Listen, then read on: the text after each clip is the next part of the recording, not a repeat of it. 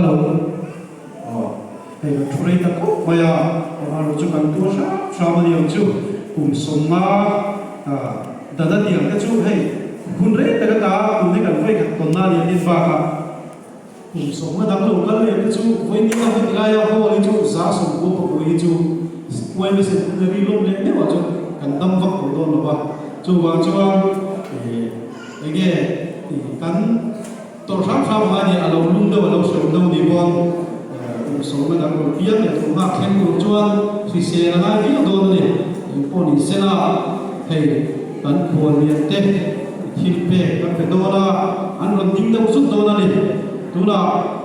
kan ko ni do ding se la min na sa ko le kan vc kan organizing chair ka ding ka box na kan chair ko ge lom tu soina pula le sa ma ra ne emele ni so panga November samti le so di palia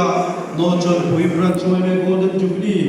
lom na huna kholi na lim chan sakawangin lom thu kan soye organizing committee golden jubilee no chon wai me no chon pui ene ko moi ta ko ni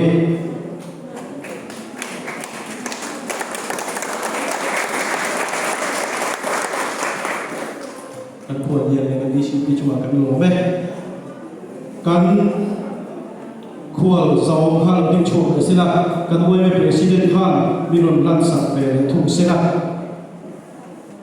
lo tu soina pu fabian lan fa oma assistant general secretary central wai me ni so ma da member sa ni so di malia no chon pu branch wai me golden jubilee lo da huna khual zo ma min tran sak ka ngin lo thu kan soye ne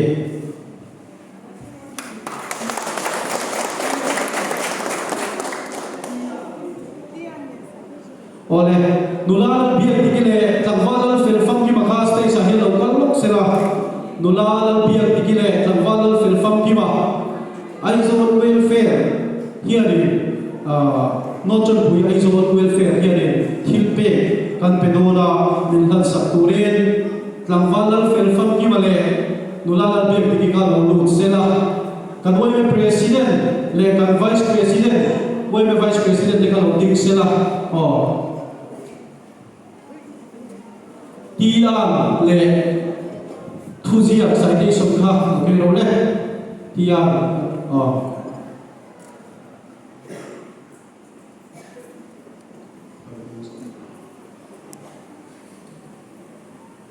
thuziak ki ka chen chu ka ga hi nulala de ki hian din plat sak sela lom puina pathian chuina le om puina chama yang mizo association no chon pui branch ten golden jubilee thek te hi kan lom pui em chewa khotlang dan tha le zum sela malam pan se purin no chon pui welfare committee ai zo na chuan tu sak sa ben kan ha na cheru ala le ki ma secretary le la noi pa tu chairman ten ding kan sai ani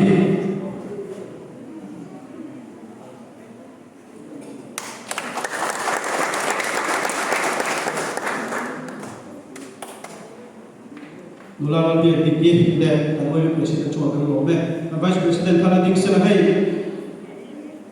welfare okay non chon pui welfare committee ai so ten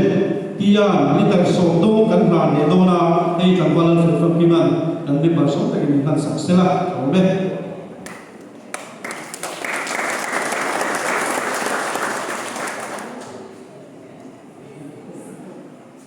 hei hi special bigania litar so pagado mania pu arlo beta central way me president chuak che khani no me aron thon fang mai ani hi lo soi sakuramin du chu not way me aba not chon pui bi ga hi thu ka soi namasak per adia ka ngai bu mani adia ron kal vang kha atuma amma ero chu har sat dang program poi mo dang anei bangin yang dia du sak takin no chon pui mai me branch te golden jubilee lom pui da ya arwan thon vang maya ai hi litar so pagadong ania che kam tak manania tin pura dal hi hi da che che wagin president so che kania ram le dam dana mi tho lo tak mai wai me ru mai patoma tak mai ania chu chu voi ni lai na local som som te ko hian wala hi hi kan che the sát thép gì là tí khác cần request cần soi đủ anh ấy cần comment đồ linh chung hay hi mình đồ sắc đồ linh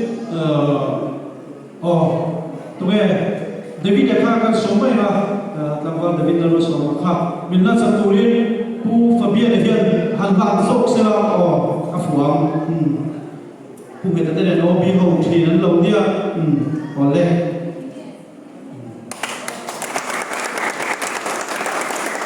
hello